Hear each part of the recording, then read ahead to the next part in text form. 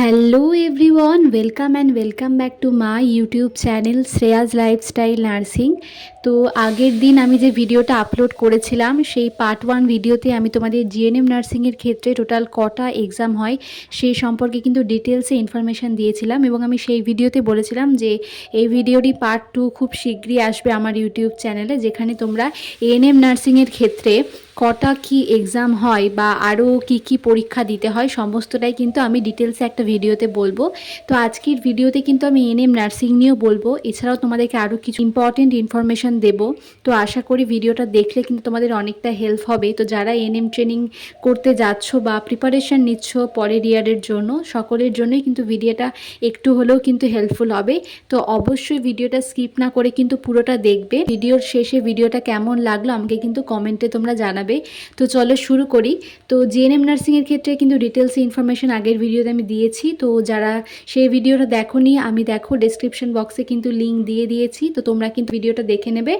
আর আজকের ভিডিওতে যা নিয়ে কথা বলবো সেটা হচ্ছে এএনএম নার্সিং।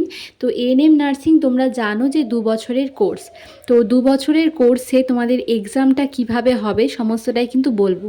তো প্রথমে বলি ফার্স্ট ইয়ার নিয়ে। তো ফার্স্ট ইয়ারে কিন্তু 4টে সাবজেক্ট হয় এএনএম স্টুডেন্টদের। সেগুলো হচ্ছে child health nursing, community health nursing, primary health care এবং আরেকটা হচ্ছে হেলথ প্রমোশন। এই 4টে সাবজেক্টেরই কিন্তু ফাইনাল এক্সাম হয়, মানে কাউন্সিলের তরফ থেকে কিন্তু এই 4টেরই কিন্তু এক্সাম হয়, এবং এই 4টে সাবজেক্ট কিন্তু পড়তে হয়। এই 4টে সাবজেক্ট কিন্তু পড়তে হয় এবং এই 4টে সাবজেক্টেরই কিন্তু এক্সাম হয়। তো এক্সামটা কেমনভাবে হয়, জিএনএমের ক্ষেত্রে যেমন ফার্স্ট ইয়ার একটা এক্সাম হয় পিটিএস এক্সামিনেশান। তো এই পিটিএস এক্সামিনেশানটা কিন্তু এএনএমের ক্ষেত্রে হয় না। তো জিএনএমের যেমন ল্যাম্প লাইটিং সেরিমনি হয়, এএনএমদেরও কিন্তু ল্যাম্প লাইটিং সেরিমনি হয়, কিন্তু সমস্ত এনটিএসে কিন্তু হয় না। কিন্তু কোনো এনটিএসে কিন্তু এএনএমের ক্ষেত্রে কিন্তু ল্যাম্প লাইটিং সেরিমনি কিন্তু হয়। তো এই যে এএনএমের ক্ষেত্রে যে 4টে সাবজেক্ট, তো এই 4টে সাবজেক্টে যেমন কাউন্সিল এক্সামিনেশন হয়, তো এই 4টে সাবজেক্টের মধ্যে 3টে সাবজেক্ট রয়েছে যেগুলোর কিন্তু হয় প্র্যাকটিক্যাল এক্সামিনেশন। তো প্র্যাকটিক্যাল এক্সামিনেশন হয় কিন্তু কমিউনিটি হেলথ নার্সিং এবং হেলথ প্রমোশনের কিন্তু একটা, এবং চাইল্ড হেলথ নার্সিংয়ের জন্য কিন্তু আলাদা, মানে আলাদা করে কিন্তু স্পেসিফিকভাবে হয়। তো কিভাবে তোমাদের সারা বছরের এক্সামটা হবে, তো এই 4টে সাবজেক্ট তোমরা পড়বে এবং তোমাদের টিচিং ব্লকে যখন চলবে তখন সিস্টাররা এগুলো পড়াবেন, এবং তারপর কিন্তু তোমাদের এইগুলোর ওপরে কিন্তু ক্লাস টেস্ট হবে। ধরো প্রতিটা সাবজেক্টে ধরো 3টে থেকে 4টে করে ক্লাস টেস্ট কিন্তু হবে সারা বছরে, তার থেকেও বেশিও হতে পারে কিন্তু কম হবে না। ক্লাস টেস্ট কিন্তু হবে, ধরো সারা বছর ধরে এই ক্লাস টেস্টগুলো চলবে এই 4টে সাবজেক্টে। তারপরে হবে তোমাদের টেস্ট এক্সামিনেশান। তো টেস্ট এক্সামিনেশানটা ধরো মোটামুটি ওই জুলাই আগস্টের দিকেই হয়ে থাকে। তো সেই টেস্ট এক্সামিনেশানে এই 4টে সাবজেক্টে তোমাদের থিওরি এক্সাম হবে। 4টের মধ্যে 3টে যেটা বললাম চাইল্ড হেলথ নার্সিংয়ের জন্য স্পেসিফিক একটা, আর হেলথ প্রমোশন আর কমিউনিটি হেলথ নার্সিংয়ের জন্য একটা, মানে দুটো কিন্তু একসাথেই একটা প্র্যাকটিক্যাল এক্সামিনেশন। মানে টোটাল 3টের হচ্ছে প্র্যাকটিক্যাল এক্সামিনেশন আর 4টের হচ্ছে থিওরি এক্সামিনেশন হবে টেস্টে, এবং টেস্টের কোয়েশ্চেন পেপার কিন্তু তৈরি করবেন সিস্টাররাই। এবং এই টেস্টের কোয়েশ্চেন কিন্তু সমস্ত এনটিএসে মোটামুটি আলাদাই হয়, যেহেতু কোয়েশ্চেন পেপারটা করে থাকেন সিস্টাররা। তারপরে টেস্ট এক্সামিনেশন হয়ে যাওয়ার পর তোমাদের হবে ফাইনাল এক্সামিনেশন, এবং যার কোয়েশ্চেন পেপার তৈরি হবে কিন্তু কাউন্সিল থেকে। তো এই কাউন্সিলে ওই একইভাবে 4টের কিন্তু থিওরি এক্সামিনেশন এবং 3টের কিন্তু প্র্যাকটিক্যাল এক্সামিনেশন হবে। তো জিএনএম এএনএম এর ক্ষেত্রে কিন্তু যখন এক্সাম হয় ফাইনাল টেস্ট এক্সামিনেশনে কিন্তু কোনো প্রকার কোনো এক্সটার্নাল আসে না বাইরে থেকে, কিন্তু ফাইনাল এক্সামিনেশনের সময় কিন্তু বাইরে থেকে এক্সটার্নাল আসেন, মানে ধরো অন্যান্য স্কুলের সিস্টাররা আসেন এবং তারাই কিন্তু প্র্যাকটিক্যাল এক্সামটা কিন্তু নিয়ে থাকেন। তো বাইরের যেমন একজন এক্সটার্নাল আসে, ঠিক তেমনই তোমাদের স্কুলের যে কোনো একজন সিস্টার টিউটার হয়তো থাকবেন, এবং একজন থাকবেন বাইরের এক্সটার্নাল, এবং তারপর কিন্তু তোমাদের হবে প্র্যাকটিক্যাল এক্সামিনেশনটা। তোমরা এবার বলবে যে দিদি জিএনএমদের তো এত ডিউটি হয় তুমি বললে, তাহলে এএনএমদের কি একদমই ডিউটি করতে হয় না? তো না, এএনএমদেরও কিন্তু ডিউটি করতে হয়। তাদের কিন্তু সারা বছর ধরে কমিউনিটি ডিউটি তো থাকেই, তার সঙ্গে সঙ্গে কিন্তু ওয়ার্ড ডিউটিও এএনএমদেরকে করতে হয়। তো আশা করি ফার্স্ট ইয়ার নিয়ে তোমাদের এএনএম যারা করবে তাদের যার যা ডাউট ছিল ক্লিয়ার করতে পেরেছি আমি। এবার বলবো সেকেন্ড ইয়ার নিয়ে। তো সেকেন্ড ইয়ারটা তোমরা জানো যেহেতু এএনএম 2 বছরের কোর্স, তো সেকেন্ড ইয়ারটাই কিন্তু ফাইনাল ইয়ার। তো এই সেকেন্ড ইয়ারের কিন্তু 6 মান্থ হচ্ছে সেকেন্ড ইয়ার, এবং আরও যে 6 মান্থ সেটা হচ্ছে ইন্টার্নশিপ, কিন্তু পুরোটাই ওই ফাইনাল ইয়ারের মধ্যেই কিন্তু পড়ছে।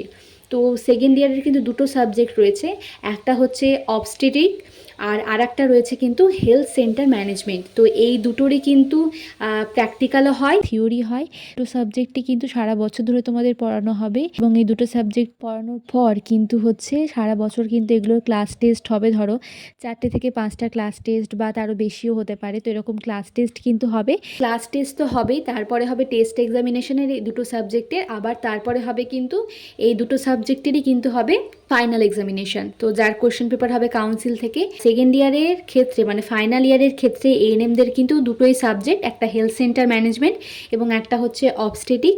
আর এই দুটোরই কিন্তু হবে থিওরি আর এই দুটোরই কিন্তু হবে প্র্যাকটিক্যাল। সেকেন্ড ইয়ারেও কিন্তু তোমাদেরকে ডিউটি যেতে হবে এবং সেকেন্ড ইয়ারেও কিন্তু কমিউনিটি ডিউটিও হয়, প্লাস কিন্তু ওয়ার্ড ডিউটিও কিন্তু হবে। তোমাদেরকে আরও একটা কথা বলি, যেটা সেদিন সেই ভিডিওতে আমার বলা হয়নি। তো এই প্র্যাকটিক্যাল এক্সামটা তো হবে, সেক্ষেত্রে তোমার বাইরে থেকে এক্সটার্নাল আসবে, পেশেন্টের ওপর প্রসিডিওর দেখাতে হবে, সে তো অনেক নিয়ম রয়েছে। তার থেকেও একটা বড় বিষয় হচ্ছে এই প্র্যাকটিক্যাল এক্সামের জন্য কিন্তু তৈরি করতে হয় একটা ফাইল, এবং যে ফাইলটা তুমি যখন এনটিএসসি যাবে তখন তো বুঝতেই পারবে। তো এই ফাইলের জিনিসপত্র কিন্তু সারা বছর ধরে তৈরি করতে হয়। প্রচুর অ্যাসাইনমেন্ট থাকে, তারপরে আরও অনেক কিছু থাকে, কেস প্রেজেন্টেশন থাকে, কেস স্টাডি থাকে, নার্সিং কেয়ার প্ল্যান থাকে, ঠিক আছে, তারপরে ক্লিনিক্যাল ডায়েরি থাকে, তারপরে হচ্ছে কমিউনিটি ডায়েরি থাকে, তো আরও অনেক কিছু থাকে। তো যখন তোমরা এনটিএসসি যাবে সেটা তো বুঝতেই পারবে। তো এই যে প্র্যাকটিক্যালের জন্য যে ফাইলটা, এই ফাইলটা কিন্তু এএনএমদেরও তৈরি করতে হবে এবং এই ফাইলটা কিন্তু জিএনএমদেরও তৈরি করতে হবে। তো এবার সেপারেট হচ্ছে তোমার তৈরি করতে হয় ফাইলটা, কিন্তু যতগুলো সাবজেক্ট, ঠিক আছে, যতগুলো সাবজেক্ট সেই সাবজেক্ট ওয়াইজ কিন্তু ফাইলগুলো তৈরি করতে হয়। তোমরা ভেবো না যে ও ফাইল তৈরি করতে হয় তাহলে হয়তো একটা ফাইলেই আমার হয়ে যাবে, তো তা কিন্তু হয় না। যতগুলো তোমার হচ্ছে সাবজেক্ট মানে হচ্ছে প্র্যাকটিক্যাল এক্সাম হবে, মানে ধরো যদি বলি যে এএনএমের ক্ষেত্রে যেমন ফার্স্ট ইয়ারে 3টে তোমার প্র্যাকটিক্যাল এক্সামিনেশন হয়, হেলথ প্রমোশন এবং কমিউনিটি হেলথ নার্সিংয়ের জন্য একটা এবং একটা চাইল্ড হেলথ নার্সিংয়ের জন্য। তো সেই ক্ষেত্রে কিন্তু তোমাকে দুটো ফাইল কিন্তু মেনলি তৈরি করতে হবে। তো এরকমই যতগুলো সাবজেক্টের প্র্যাকটিক্যাল এক্সামিনেশন হবে ততগুলো সাবজেক্টের কিন্তু তোমাকে ফাইল তৈরি করতে হবে। আর শুধু যে ফাইল তৈরি করলেই হয়ে যাবে এরকমটা কিন্তু নয়, ফাইলের ভিতরে কিন্তু আরও অনেক জিনিস থাকে।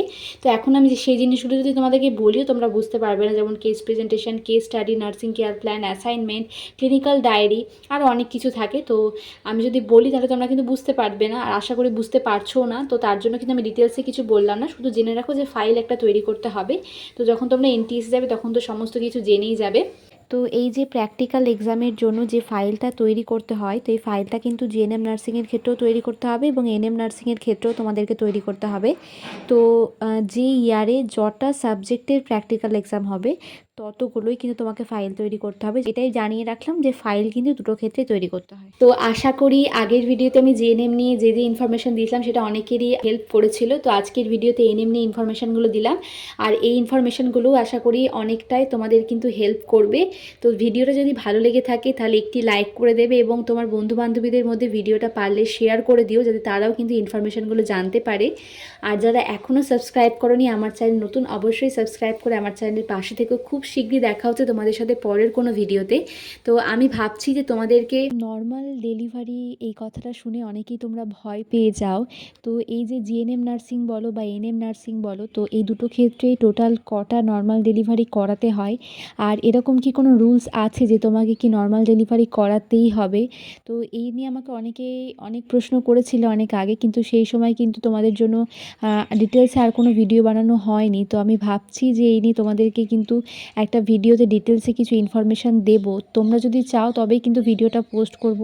আর আমি যখন লেবার রুমে ডিউটি করতাম অনেক এক্সপিরিয়েন্স রয়েছে, তো তোমরা যদি চাও তাহলে সেগুলো কিন্তু তোমাদের সাথে শেয়ার করতে পারি। যদি তোমরা চাও তো আমাকে কিন্তু কমেন্টে জানিও যে তোমরা এই রিলেটেড কোনো ভিডিও চাও কিনা, তাহলে চেষ্টা করব এই রিলেটেড ভিডিও বানানোর। তো খুব শীঘ্রই দেখা হচ্ছে তোমাদের সাথে পরের কোনো ভিডিওতে।